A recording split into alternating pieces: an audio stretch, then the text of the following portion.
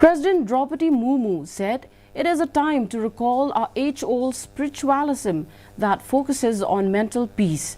Speaking at the event organized by Srimad Rajchandra Mission at Dharampur in the Valsad district of Gujarat today, the President said India inherits the culture of harmony and believes that the whole world is one family. She said that when other countries were expansionists, India worked for the betterment of humanity.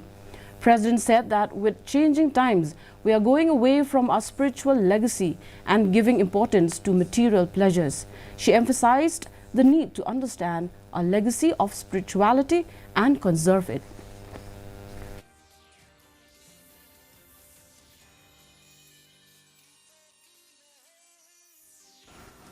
ये संस्थान जिस दिशा में जा रहे हैं, जैसे कि हम सब जानते हैं, ये दुनिया के 200 से ज़्यादा उनका सेंटर्स है।